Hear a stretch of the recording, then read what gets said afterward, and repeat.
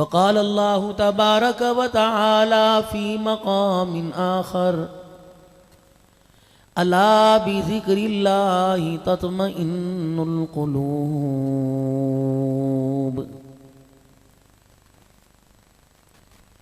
وقال الله سبحانه وتعالى لقد كان لكم في رسول الله أسوة حسنة. آمنت بالله صدق الله مولانا العلي العظيم وبلغنا رسوله النبي الكريم ونحن على ذلك لمن الشاهدين والشاكرين والحمد لله رب العالمين.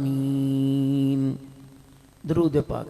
اللهم صل على محمد وعلى آل محمد كما صليت على إبراهيم وعلى آل إبراهيم إنك حميد مجيد.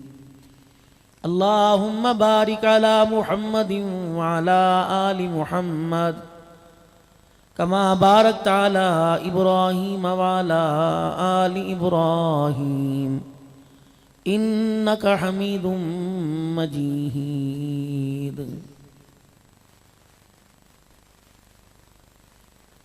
انتہائی میرے واجب الاحترام بزرگوں، عزیز و دوستو، غالباً تیسری مرتبہ آپ کے اس علاقہ میں حاضری ہوئی ہے.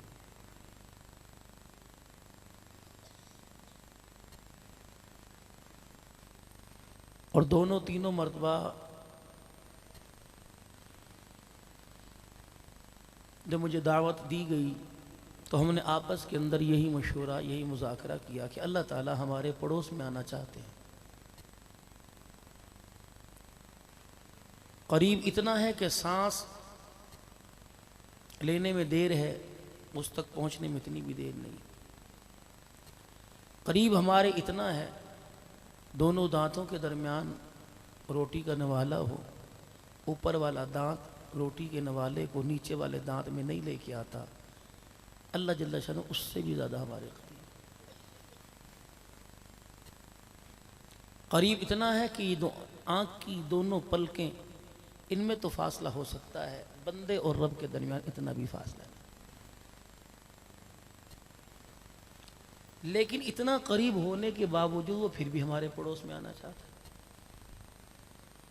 دنیا کے اندر کوئی انسان مکان بناتا ہے تو سب سے پہلے جگہ کا انتخاب کرتا ہے، ماحول کا،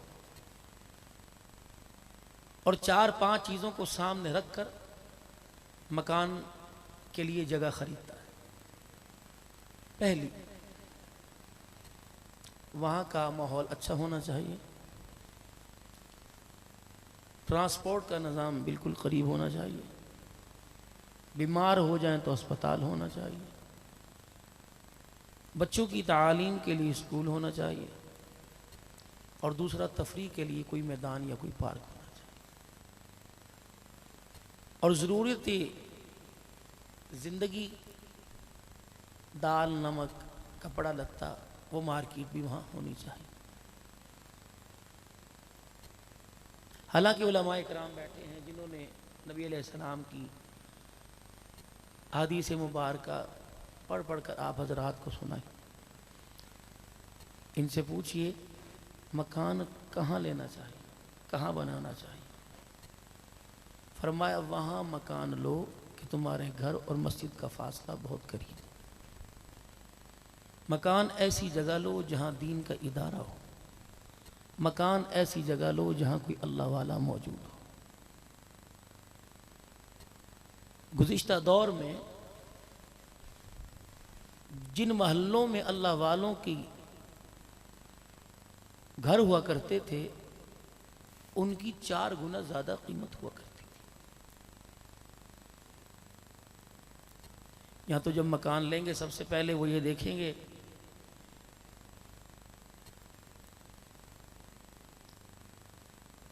کہ دنیا کا ساز و سامان جو دنیا کی زندگی کو راحت پہنچائے وہ یہاں سے ملتا ہے کہ نہیں ملتا.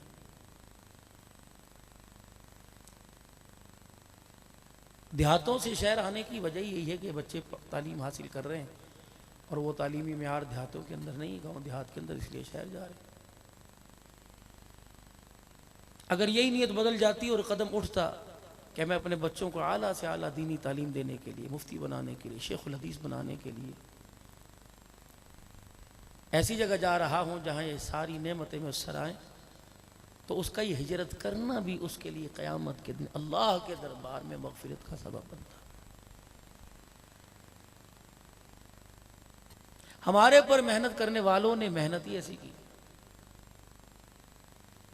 اور 74 سال سے ہمیں روٹی کپڑے مکان کا لالچ دیا گیا، اور یہ قوم 74 سال سے اسی روٹی کپڑے مکان کے لالچ میں نعرے لگا رہی ہے۔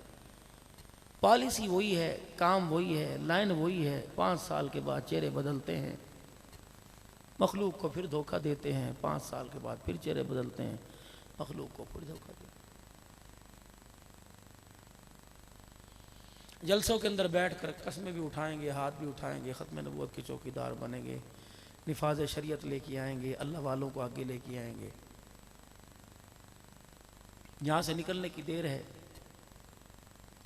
پھر وہی چال بھٹنگی سی جو پہلے تھی وہ اب بھی ہے۔ آپ کو پتہ اسرائیل علیہ السلام بالکل ہمارے پیچھے،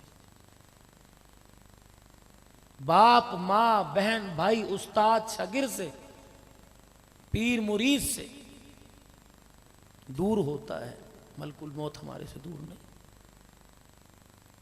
اس کے اشارے اور حکم کے انتظار میں ہے۔ اگر اس نے لکھ دیا کہ سیرا سر پہ سجاؤ، ماتھے پر تو لے کے جائے، اگر لکھ دیا کہ ٹیکا اور جھومر اور لال جوڑا پہن کے بیٹھی ہو، لے کے جائے۔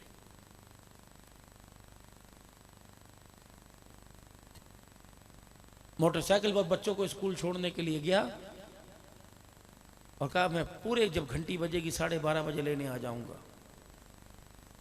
کتنی بچوں نے تعلیم حاصل کر لی، موت آ گئی، آج تک لینے کے لیے نہیں آیا۔ مسافروں کو نہیں چھوڑتا۔ یہ گھوٹکی کے اندر کتنا بڑا حادثہ ہوا، 2 ٹرینوں کا آپس میں، موت ہے اٹل۔ جہاں رہنا کوئی نہیں وہاں کے لیے کیا کچھ کیا، اور جہاں ہمیشہ رہنا ہے وہاں کے لیے کیا کیا، میں نے آپ نے، ہم سارے اس بات کے ہم نے کیا جہاں ہم نے رہنا ہمیشہ رہنا۔ کیا نبی علیہ السلام نے نہیں فرمایا قبر اندھیری گھر ہے، روشنی کا انتظام کر کے آنا؟ احساس ہے کہ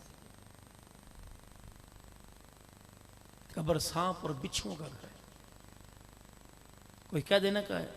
میں ایک تقریر میں ایک پروگرام میں گیا تو ایک آدمی نیچے بیٹھے تھے، میں بھی تقریباً 8واں 9واں سال ہے مجھے، مسلسل جاتے ہوئے، جب مدرسے کی جگہ انہوں نے خریدی، بڑے گڑے تھے، ابھی کتنے فٹ، اس وقت گیا الحمدللہ 5 سال سے تو دستار بندی میں مسلسل میں جا رہا ہوں، پتہ نہیں کہاں کہاں فقیر کے ہاتھوں کے لگائے بوٹے۔ تو میں بیان کر رہا تھا، اللہ کا شکر ہے کوئی دن نہیں ایسا جاتا جب مدرسے کی تعمیر کے لیے، مسجد کی تعمیر کے لیے فقیر کا حصہ نہ ہو۔ اللہ پاک کا بہت ایسا،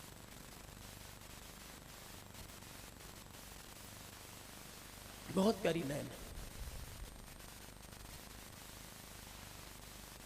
کوئی کہنا کہ مولوی بن کے کرے گا کیا، ہمارے سے پوچھیں۔ آج میں صبح اپنے بچے کو سمجھا رہا تھا، اللہ حافظ ہے، تراویح میں کچھ پڑھا اس نے، میں کہتا بیٹے 2-3 سال ہیں، میں اپنے باپ سے لکھوا لے، میں باوضو بیٹھا، میں نے ایک طرح تھپڑ بھی نہیں مارا انشاءاللہ، اور نہ مارا، بہت اچھے کا آتی دفعہ کر، میں کہا نہیں مارا، یہ ہے صرف 3-4 سال، کتاب کا کیڑا بن جائے، اللہ کے قرآن کو سینے سے لگا، ساری زندگی باپ کی طرح موج کرے گا۔ اگر نا کسی کی دکان کا کولر بھرتے ہوئے تجھے کہے گا نا اوے برف پا دے، تو تیرے باپ کو قبر میں بڑی تکلیف ہوگی۔ ہم صحیح کہہ رہا ہوں نا؟ صرف یہ 2-4 سال، جتنے طلباء بیٹھے صرف 2-4 سال،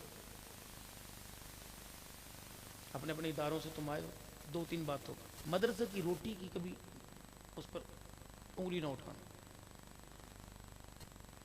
مدرسے کے اندر جو روٹی ملتی ہے، دال دلیا، تم تو کہتے روٹی کنارہ کرتے ہو کھانا مزیدار میں، محتمم سے پوچھو کہ کتنے لوگوں کی منتیں کر کے گندم گرمی کے اندر لے کے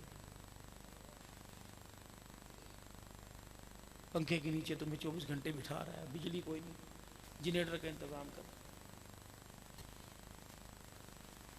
عید پر تمہارے کپڑے تمہارے وظیفوں کی یہ کہ تمہارا باپ کر رہا ہے۔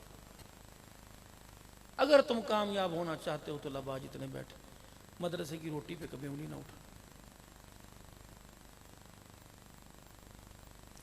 ایک کبھی اپنے استاد کی مار پر استاد کا گلہ آتا، غصے میں دل میں نہ لگ پاتا۔